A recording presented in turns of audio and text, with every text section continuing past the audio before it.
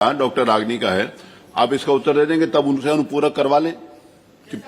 आप उत्तर दीजिए, फिर उसके बाद डॉक्टर रागनी आप अनुपूरक उससे संबंधित होंगे। सवाल होगा, आप पूछ लीजिए, मैं दोनों साथ दे दूं। आप कुछ पूछना चाहें पूछें डॉक्टर। अध्यक्ष जी, आपका बहुत बहुत आभार।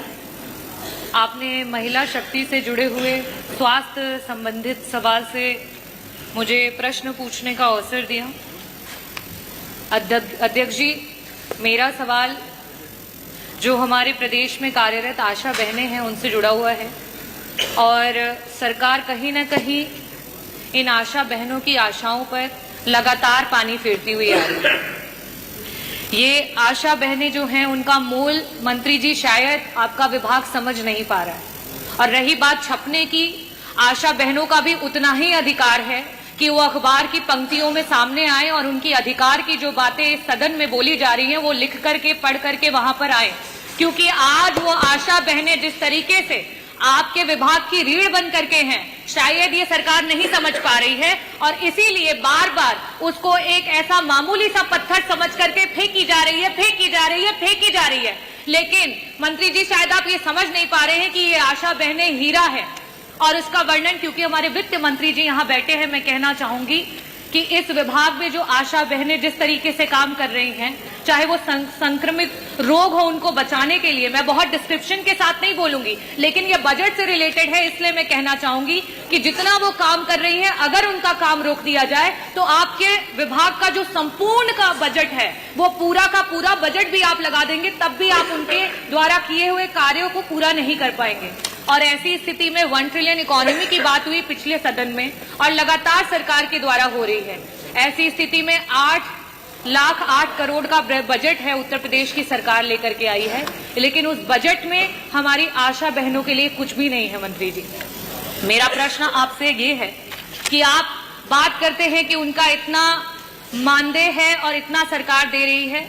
मेरे पास आंकड़े हैं और मैं उसे टेबल भी करना चाहूंगी कि वर्तमान में 24 ऐसे जिले हैं और 25,000 आशा महिलाएं हैं जो हमारी वर्कर्स हैं जिनका भुगतान नहीं हुआ है। और आज वो रोडों पे हैं, वो जगह जगह पर आपसे मिलना चाह रही हैं, लेकिन उन्हें आपसे मिलने का अवसर नहीं मिल रहा है। और शायद इसीलिए नहीं मिल रहा है क्योंकि वो छप नहीं रही हैं। जो छपता है वो दिखता है और मीडिया की ये ताकत है और ये लोकतांत्रिक व्यवस्था की ताकत है कि हम उस चीज को, सत्यता को सबके सामने लेकर के आए।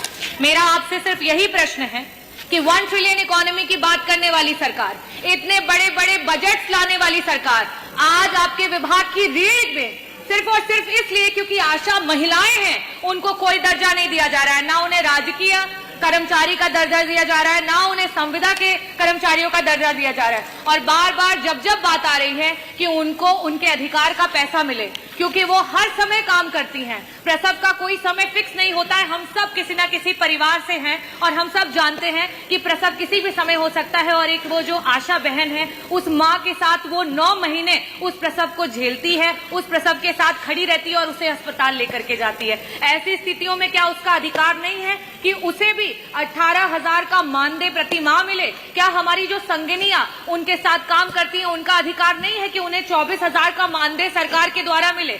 तो मेरा प्रश्न पहला तो मैंने पूछ लिया, साथ ही साथ मैं आपसे अपने अनुपूरक भी पूछ लेती हूँ कि आज अस्पतालों में जब वो महिलाएं प्रसव की महिलाओं को लेकर के, मरीजों को लेकर के पहुंचती हैं, तो वहां उनके रुकने तक का इंतजाम अस्पतालों में नहीं है। इस पूरे के पूरे उत्तर प्रदेश का कोई ऐसा CSC नहीं है जहां आशा बहनों के लिए एक कमरा रखा गया हो कि रात में अगर किसी महिला को प्रसव के समय लेकर के जाए तो उनको वहां रुकने का इंतजाम हो। ऐसी स्थिति में मेरी दूसरी आशा बहनों की तरफ से सरकार से मांग है कि आपके इतने बड़े बजट में से प्रत्येक CSC पे कम से कम आशा बहनों के रुकने का इंतजाम कराते हुए एक कमरा आवंटित किया जाए।